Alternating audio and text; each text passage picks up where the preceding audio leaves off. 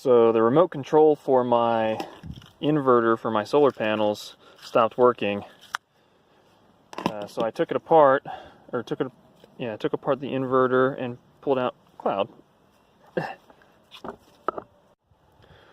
So I took apart the inverter and pulled out the little remote control module, and ended up finding that one of the diodes had indeed blown up or burnt to a crisp in it.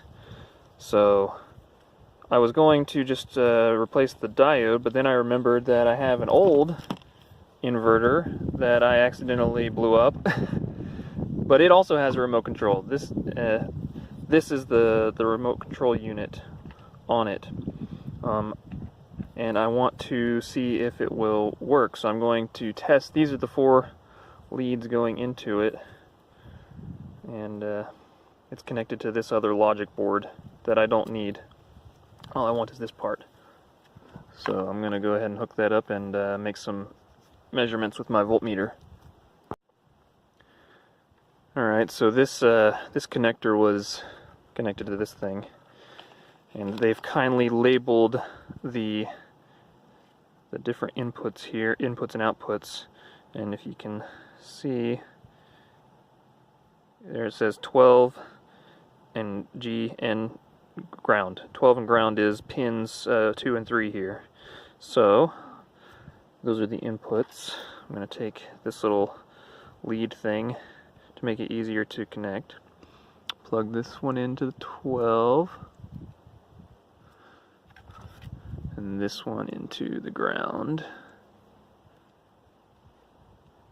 And yes, they're the same color. I'm just going to remember which one's which.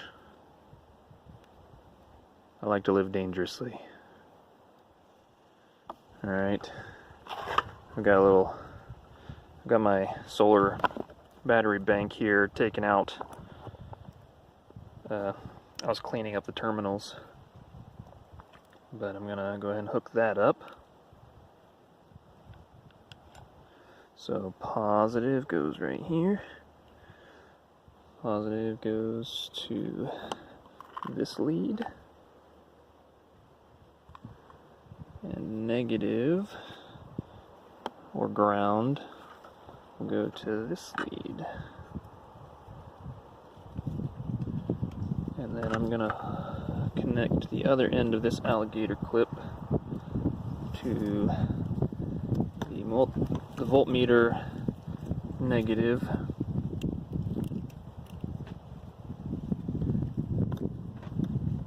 And cut that on. Go. Hopefully we don't blow anything up.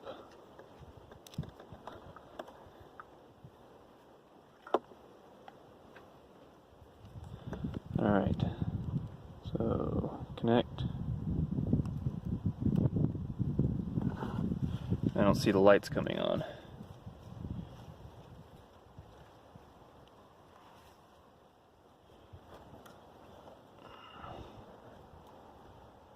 These don't really connect very well. Let's try pushing it in a little bit more. Alright, try again. There we go. Okay, I can see the LED come on. So we got power. I'm going to measure this guy. Measure 0. This guy measuring 13.26. This guy,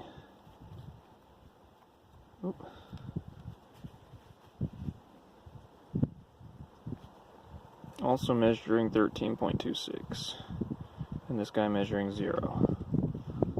Alright, let me grab the remote. Where did I put that? There it is. Alright.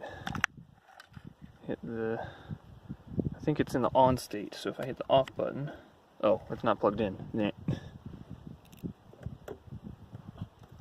Alright.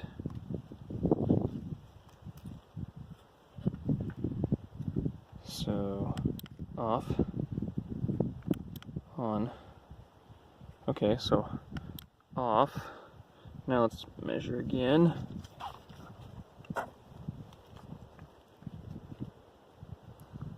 Zero. I need to switch hands. Alright, turn it off. 0. 13. 0. And 0. Okay, so that means that this pin right here is the output of this relay.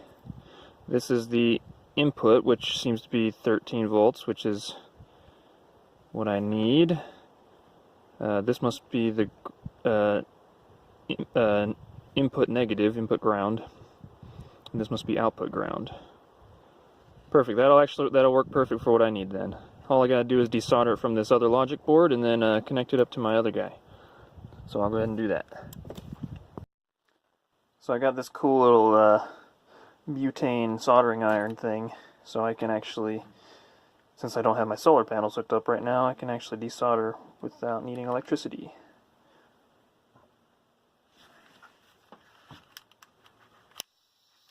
Doesn't like to light up very well though, so I gotta use a lighter usually to actually get it to light.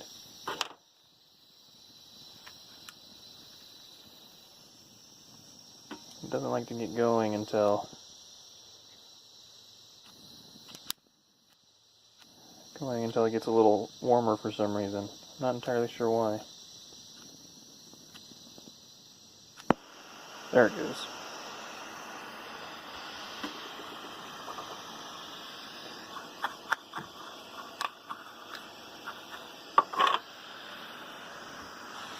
Alright, this is going to be the hard part, is getting all 4 of them desoldered at the same time.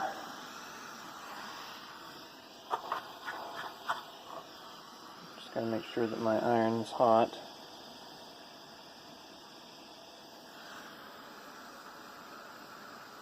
A little piece of solder to test that with. There it goes.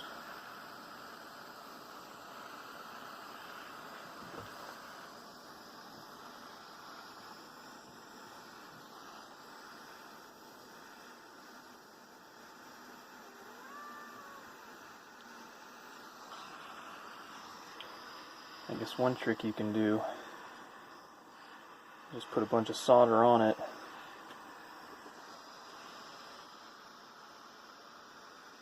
So that it bridges all of the gaps, and then they'll all heat up sort of at the same rate.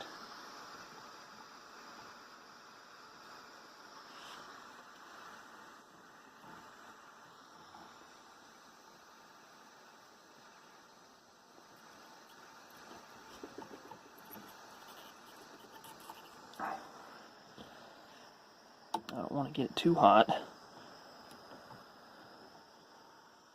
It's not wanting to cooperate here.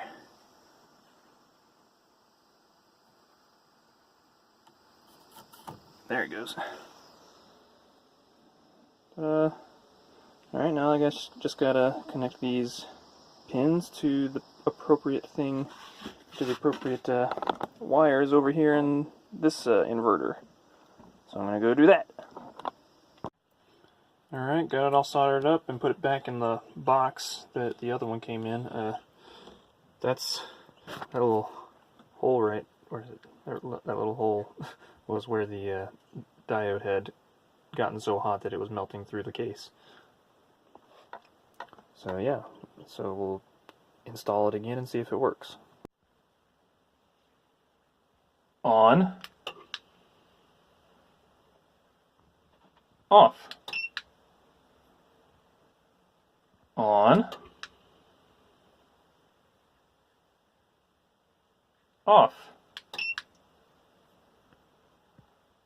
Alright, it looks like it works. One of the issues that I do see though, I don't like whenever I first plug it in, it automatically defaults to on. I don't know how I could change that, but I guess I can just deal with it for now. I mean, whenever I first plug it in back here, but I'm not going to be doing that very often unless I'm like doing maintenance or something. So it probably won't matter too much. Cool. Well, now I can turn my inverter on and off from inside of my trailer instead of having to come out in the cold or in the rain to turn it on. Alright, sounds good. Thanks for watching.